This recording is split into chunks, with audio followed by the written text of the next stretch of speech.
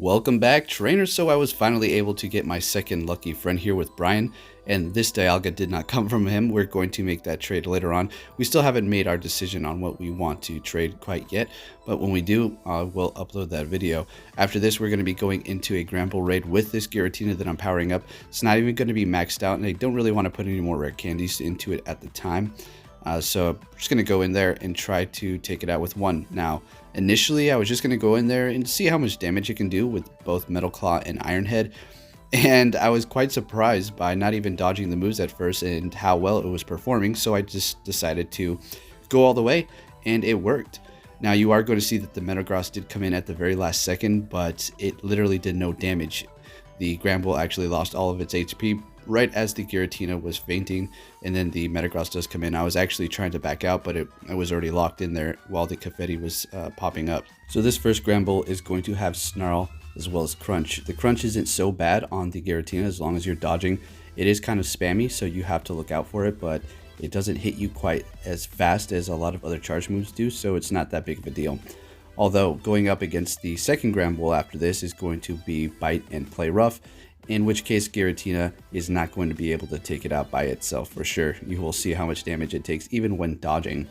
And then finally after that, we're going to go up against the Gengar raid and do a bit of a speed run. This was a one and done. I did not keep trying for perfect RNG, otherwise I could have gotten a better time. It is going to be above 70 seconds because there was a lot of people commenting on my other video regarding the Giratina. And me I wasn't really complaining, just pointing out the obvious in the shadow hits. And I don't think they saw a lot of my older speedrun videos. I've done so many. It's just like, you know, I could continuously upload them, but I decided to give it a break for now. But anyways, I just want to put that out there for the newer subscribers so they don't have to scroll back into my older videos to see how fast I can, in fact, take out the Gengar. It will have, I do believe, Hex and Focus Blast. So Focus Blast is going to be the ideal move that you want it to have going up against it. It can even have Sludge Bomb as well. You will be able to gain quite a bit of energy, as well as keeping all 6 of your Gengars without having to relobby or anything like that, or dodge too much.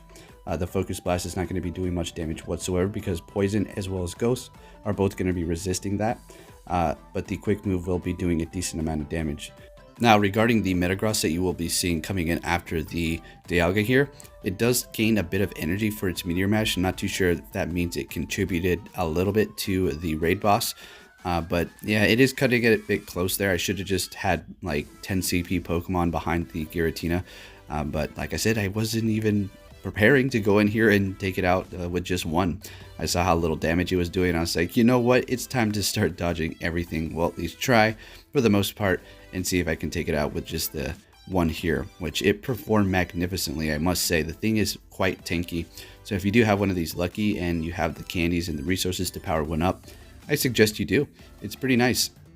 And it will even help you going up against Latios coming up fairly soon here with Dragon Breath and Draco Meteor, okay?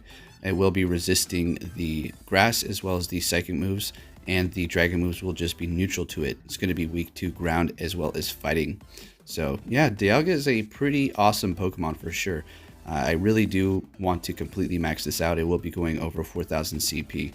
So let's go ahead and take a look here. It's coming down to the wire fairly close here.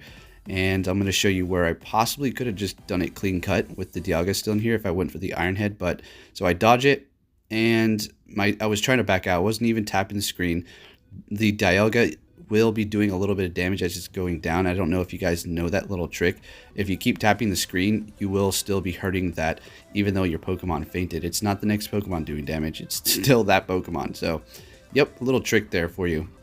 And that's why it's a good idea if you're about to faint out and you're going to hit that charge move, but you don't know if you're going to be able to get it on time, and the raid boss takes you out before you finish the animation and the damage is calculated onto it. It's best to just continue on with quick moves because those will stay. The charge move will, the health will retract, and it's basically lost time there for you. So just a little heads up. I did recommend that a while back, but there's a little refresher. Anyways, with that said, trainers, thank you for watching. Enjoy the rest of this video, and I'll be catching you all next time. Take care.